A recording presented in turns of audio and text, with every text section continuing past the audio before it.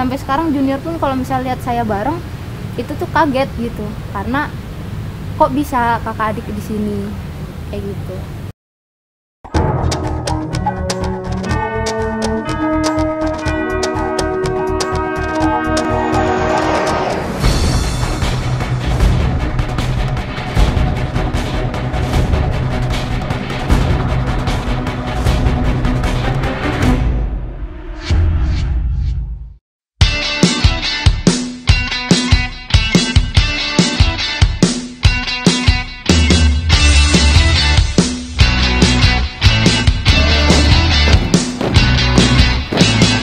Pertamanya itu saya lulus SMA itu tahun 2013, saya daftar Akademi Militer. Tapi di tahun 2013 itu umur saya tidak cukup. Di tahun 2014 saya nyoba Akademi Militer tapi gagal. Lalu di 2015 juga gitu gagal. Terus masuk 2016 saya gagal lagi di tingkat pusat. Nah, baru di tahun 2017 saat itu juga bertepatan adik saya juga baru lulus SMA saat itu untuk mendaftar menjadi seorang taruna Akademi Militer. Akhirnya dia nyoba daftar.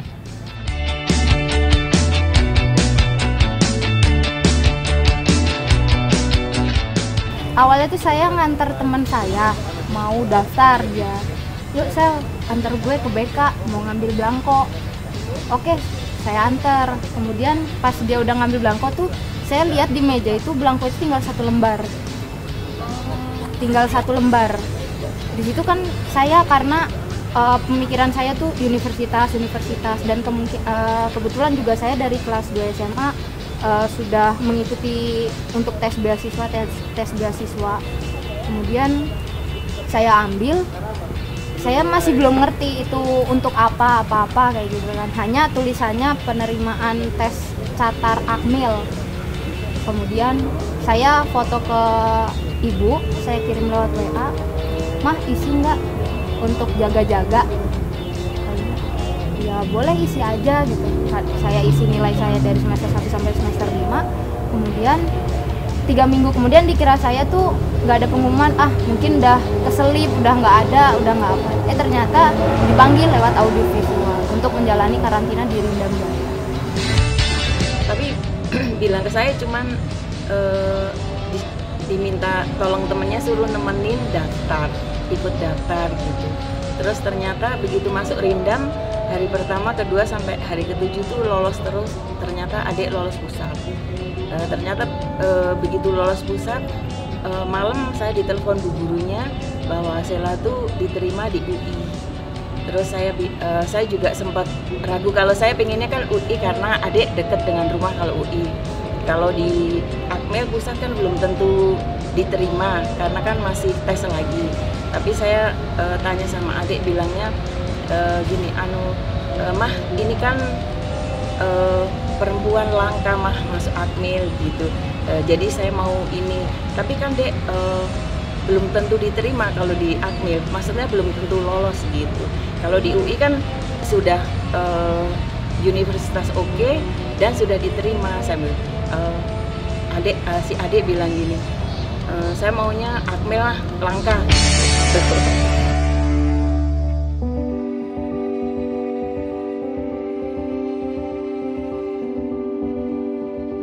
Kami nggak pernah terpikirkan karena saya satu orang aja susah sekali masuk Akademi Militer. Jadi saat saya bertemu di pusat itu berdua-duanya kami mikir ini siapa yang harus masuk, adik saya atau saya. Tapi saya ngelihat dulu tuh tekad adik saya tuh benar-benar kuat, benar-benar tinggi.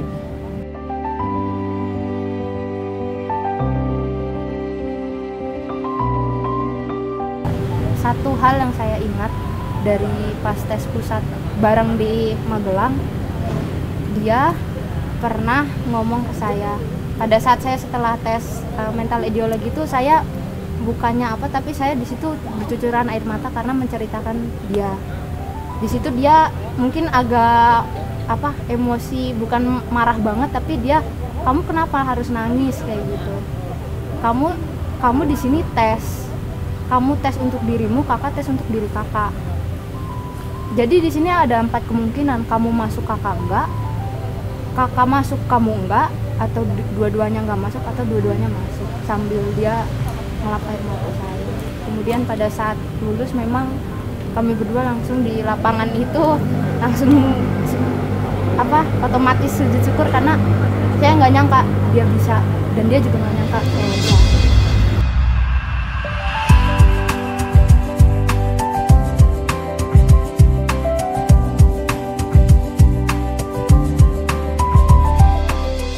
Pada saat itu kita kan masuk ke resimen Chandra di Muka.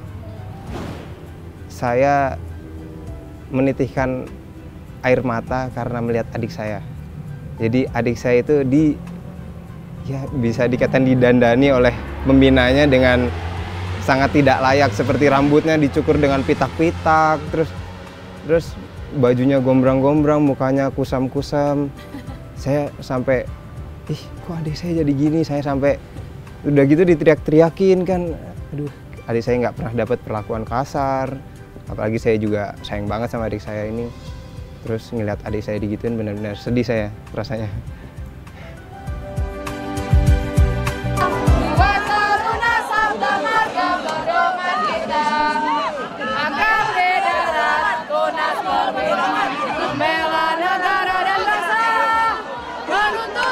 Pikirannya saya lebih banyak karena saya mikirin adik saya. Ini seorang adik saya yang biasa saya sayang-sayang, terus ini harus satu pendidikan sama saya, di tempatnya sama-sama, jadi lebih berat buat saya mikirnya. Setelah itu saya kadang suka, misalnya kalau di ruang makan itu, saya tuh suka nyari adik saya. Saya cari bangkunya, saya di situ, saya pasti duduk samping dia. Buat apa? Buat bantuin dia, karena biasanya kan porsi makan seorang taruna pertama itu kan besar. Itu nasinya besar, terus saya biar dia juga nggak terlalu menderita kan, saya di sampingnya dia, saya ambil sebagian nasinya, kalau ngeliat pengasuh nggak ada, saya ambil, saya makan biar dia juga nggak terlalu kekenyangan, kayak gitu.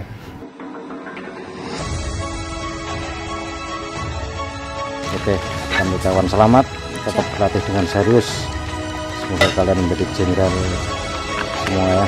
Siap.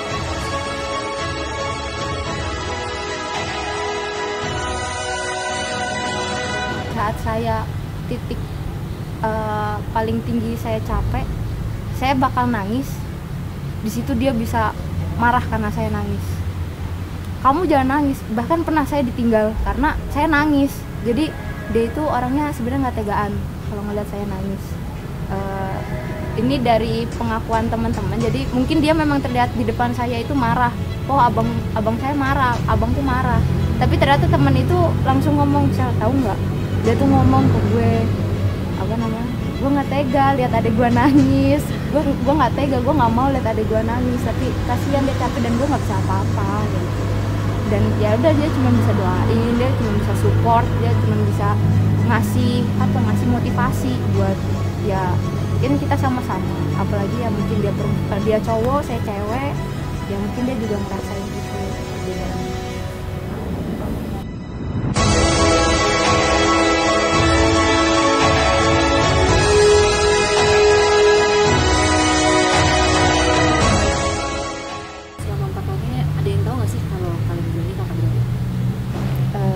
Ada, tapi nggak banyak, hanya beberapa. Mungkin kalau letting sendiri kan dia akan tahu, dia pasti tahu karena kan sudah dari capratar, pasti kan kesini-sini dia makin tahu semuanya tahu.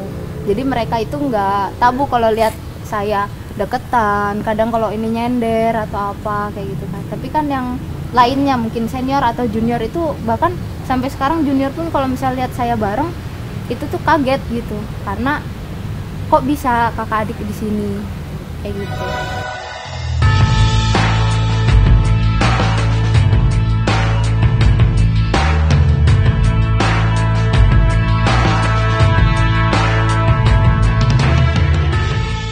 Dulu pas kecil itu seringnya berantem, lebih banyak berantem. Ya seperti rebutan remote TV atau rebutan main game, itu kami selalu berantem. Sampai orang tua tuh suka marahin kami karena kami sering berantem di rumah kayak gitu. Dulu itu pas di sekolah dasar, dia kelas 6, saya kelas 2. Jadi namanya masih lebih kecil kan, uang jajannya juga beda. Saya minta uang jajan ke dia. Dia ngejajanin saya. Ke kelasnya. Ke kelasnya. Tapi sayangnya karena saya jajannya banyak, saya nggak bisa jajanin dia.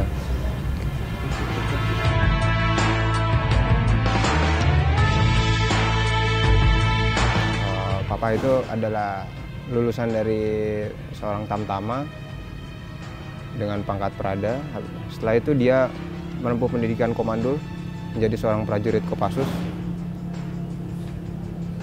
Lalu papa saya masuk di grup 2 Parako di Surakarta. Lalu bapak saya pernah tugas operasi di Timur Timur, operasi Seroja saat itu. Lalu setelah pulang dari operasi Seroja, papa masuk pendidikan anti teror Satlat ke-7.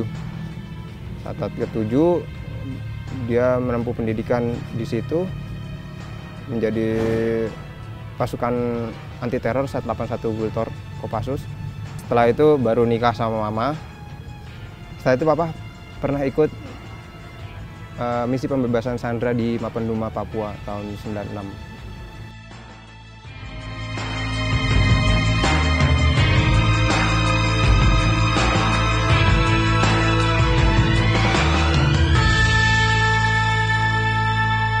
Pada saat itu saya pulang dari Papua. Nah, saya kembali ke rumah. Anak saya waktu itu Indra yang pertama itu, dia belum sempat ngelihat saya kan.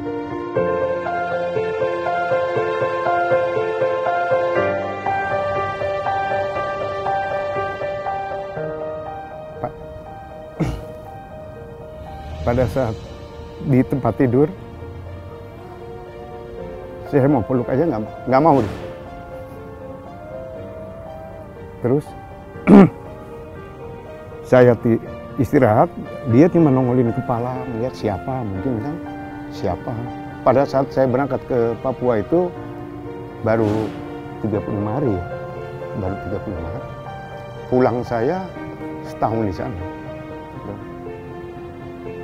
Setelah itu lambat ya, berjalannya dengan waktu, berapa hari, ya mungkin seminggu baru kenal saya.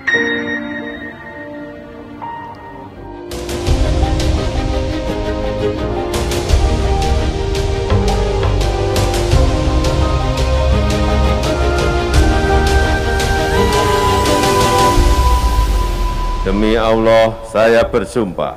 Demi Allah, saya bersumpah Akan memenuhi kewajiban perwira. akan memenuhi kewajiban perwira Dengan sebaik-baiknya. dengan sebaik-baiknya Terhadap bangsa Indonesia. terhadap bangsa Indonesia Dan negara kesatuan Republik Indonesia. dan negara kesatuan Republik Indonesia.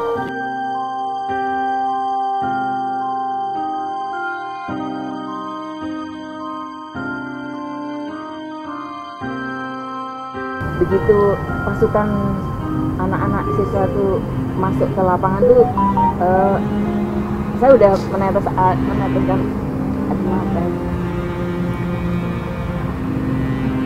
merasa bangga gitu. Selalu menjadi pribadi yang rendah hati.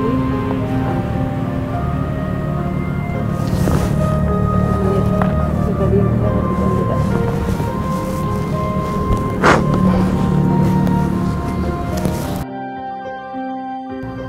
Papa 34 tahun di Kopassus. Kalau untuk materi kita beda. Ya, yang penting Papa bekerja di Kopassus untuk anak-anak Papa. Gak usah neko-neko. Saya sampaikan itu, setiap melangkah, setiap kalau berdua, ikuti aja mengalir dengan seperti ayah.